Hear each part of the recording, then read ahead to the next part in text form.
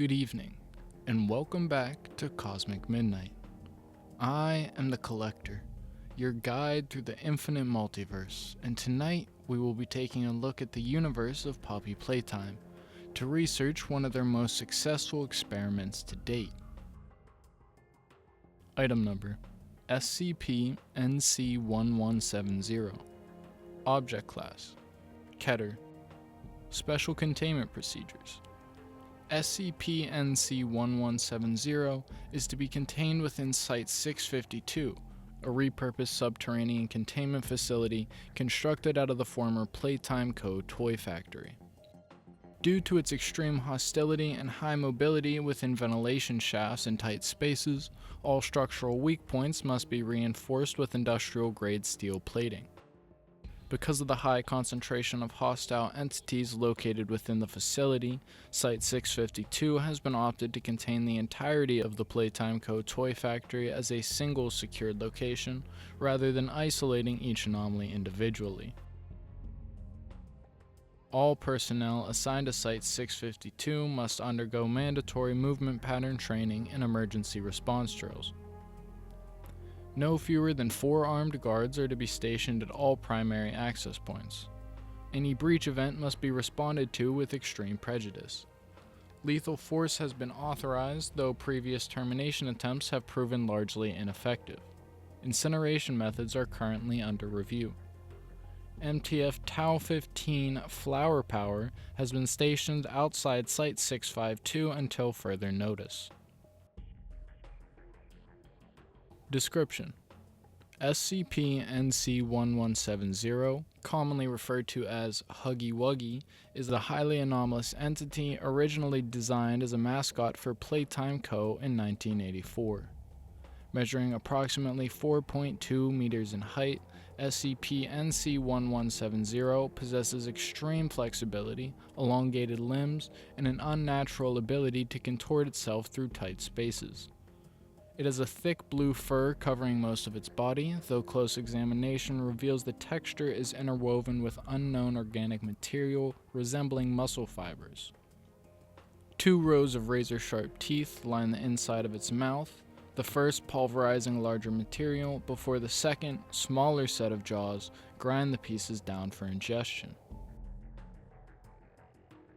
The entity exhibits a predatory intelligence and is highly adaptive to its environment. SCP-NC-1170 is drawn to human subjects and will actively stalk, isolate, and eliminate individuals in a method consistent with ambush predators. Victims often experience psychological distress prior to physical engagement, reporting sensations of being watched and hearing distorted versions of Playtime Co.'s promotional jingles.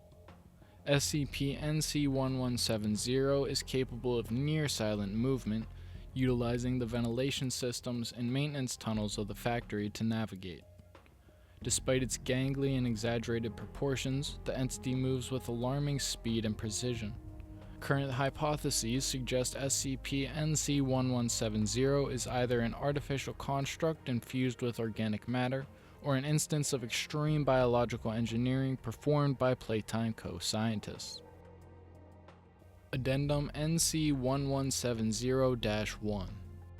Documentation found within Site-652 upon its initial discovery revealed that a killing spree that occurred in 1992 was the result of NC-1170 breaching containment.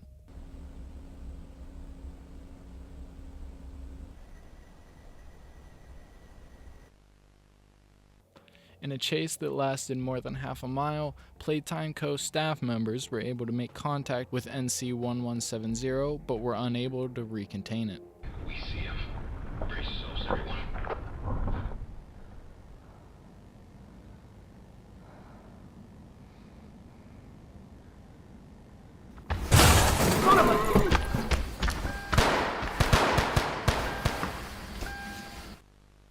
Playtime Co. initiated an emergency search that swept 4 miles of the surrounding landscape, including residential areas.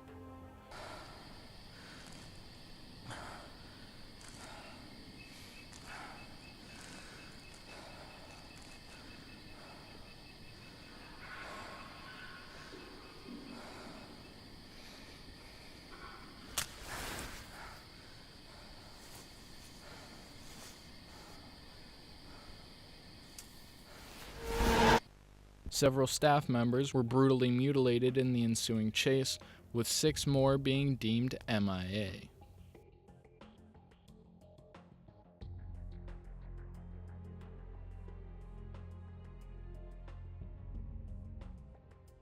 After nearly 4 hours, SCP-NC-1170 was able to be sedated and recontained.